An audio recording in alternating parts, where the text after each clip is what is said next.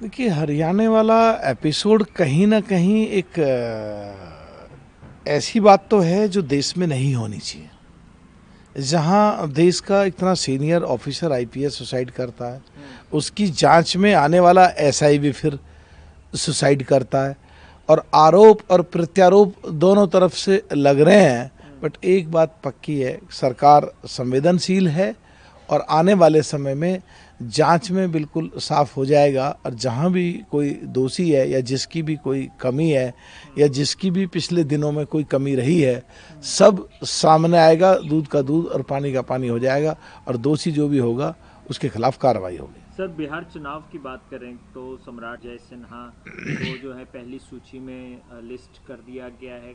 Seat allocations को लेकर के अभी भी लेकिन खींचतान बनी हुई है। एक चीज़ बिल्कुल सीधा है कि पूरे देश में सभी प्रदेशों में एनडीए का कहीं भी अपने किसी घटक दल से कोई भी कहीं डिस्प्यूट नहीं रहा है, स्मूथ होके सब निकले हैं। और बिहार में भी उस सीटों का भी जो चल रहा है, अभी थोड़ा बहुत कोई एक ही सीट को 2 या 3 लेना चाहते हैं तो सेटलमेंट हो जाएगा। ठीक उसी तरह जिस तरह दूसरे प्रदेशों में एनडीए का कहीं भी मनमुटाव या कोई भी डिस्प्यूट नहीं रहा था। हाँ, एक बात साथ के साथ पक्की है कि सो कॉल्ड इंडिया गठबंधन में जिसकी सबसे बड़ी पार्टी कांग्रेस है, उसकी लीडरशिप ज़रूर कमज़ोर है। उस सभी प्रदेशों में उनके सहयोगी घटक दलों के साथ झगड़ा हुआ है और बिहार में भी झगड़ा उनका निश्चित है। इसीलिए उन्होंने चीफ मिनिस्टर डिक्लेयर नहीं करा, इसीलिए पूरे तेजस्वी यादव जी ने पूरे प्रदेश में यात्राएं की, इसीलिए 1940 में जो सीडब्ल्यूसी की मीटिंग हुई थी आज़ादी से पहले, अब वो रखी। कहीं ना कहीं कांग्रेस का आकलन गलत है। वो अपने आप को इतना ताकतवर मान रहे हैं कि उनको लगता है चीफ मिनिस्टर कांग्रेस का बन जाएगा, और उनके आकलन की वजह से ही हर जगह हर प्रदेश में उनकी लड़ाइयाँ होती हैं। इन सबके बीच सुधांशु त्रिटाया उन्होंने कांग्रेस पर वार किया। उन्होंने कहा है कि कांग्रेस ने कभी भी दलितों के बारे में नहीं सोचा। हम आरएसएस से जुड़े हैं, आरएसएस ने कई सारे वर्ग हैं, कई सारे संगठन हैं जो दलितों के लिए काम करते हैं। सवाल कहीं ना कहीं कांग्रेस पार्टी से पूछा जा रहा है कि आपने दलितों के लिए क्या किया? देखिए, सुधांशु त्रिवेदी जी ने अगर दलितों की बात कही है तो कहीं ना कहीं पिछड़ों की बात छोड़ दी। कांग्रेस ने पिछड़ों का और दलितों का वोट लिया, शोषण करा, कभी उन्हें दिया नहीं। पाकिस्तान और हिंदुस्तान की बाउंड्री पे जो गुर्जर मुसलमान हैं या दलित मुसलमान एसटी में आते हैं, उनके लिए कभी कुछ नहीं सोचा, कुछ नहीं दिया। उनसे वोट ले ली, शोषण कर लिया, दिया कुछ नहीं। बाबा अंबेडकर साहब दलित होते हुए उनको चुनाव हरवाया, उनके सेक्रेटरी को उनके खिलाफ लड़ा। चौधरी चरण सिंह किसान समाज पिछड़े समाज से आते हैं, 3 महीने में उनको प्रधानमंत्री कुर्सी से उठा दिया।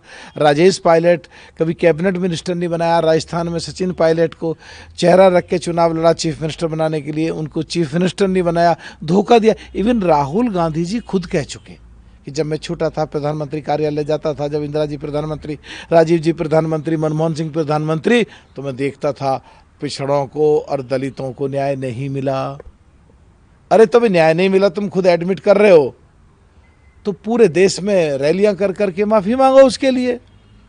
आज की तारीख में जब तुम सत्ता में नहीं हो, तुम बाहर फेंक दिए गए हो, जब तुम सत्ता में वापस आने के लिए अपनी पिछली चीज़ों का विश्लेषण कर रहे हो और कह रहे हो, तो फिर उनकी माफ़ी भी तो मांगो ना, पूछे निकल करके। तो पिछड़ों के और दलितों के साथ तो इस देश में 65 साल में करीब कांग्रेस ने गलत किया ही है, और ये बात तो सही है। जम्मू कश्मीर के deputy chief sir Surendra Chaudhary जो डिप्टी सीएम हैं जम्मू कश्मीर के, उनका स्टेटमेंट है युद्ध सोल्यूशन नहीं है। सोल्यूशन अगर कुछ है तो अगर आप गेम खेल सकते हैं, अगर अफगानिस्तान का मिनिस्टर आ सकता है, तो आप पाकिस्तान से बात क्यों नहीं करते? नेशनल कॉन्फ्रेंस के उप मुख्यमंत्री सुरेंद्र चौधरी को अगर ये प्रश्न करना है तो अपने गिरेबान में झांकें और सो कॉल्ड इंडिया गठबंधन में जिसमें वो भी हैं, उनसे पूछें कि हमने अगर उग्रवादियों के ठिकानों को ध्वस्त कर करके युद्ध अगर बंद कर दिया था, तो फिर वो क्यों प्रश्न उठाते हैं कि युद्ध बंद क्यों करा, लड़ाई जारी रखनी चाहिए थी, किसके कहने से युद्ध बंद करा। पीओके को ले लेना चाहिए था, युद्ध जारी रखना चाहिए था। तो खुद में ये लोग कंफ्यूज हैं, नहीं तो कांग्रेस से पूछ लें ये और बात कर लें। और जहाँ तक बात इनका है, युद्ध के समय उमर अब्दुल्ला साहब का अच्छा बयान आया था पानी पे, जो देश हित में था। पर अगर इनके 20 साल पहले इंटरव्यू जाकर के देखें तो ऐसा लगता है ये भारत के हैं ही नहीं, ये तो पाकिस्तान की बात करते थे। और इनके साथी सो कॉल्ड इंडिया गठबंधन के लोग युद्ध के समय में भी जयराम रमेश जैसे लोग, मणिशंकर अय्यर जैसे लोग जो प्रश्न पूछते थे वो पाकिस्तान के फेवर में जाते थे। पाकिस्तान की ब्रेकिंग न्यूज़ बनती थी, टेलीविज़न की अखबारों की हेडलाइन बनती थी, और ऐसे प्रश्न पूछते थे जो देश के खिलाफ जाएं।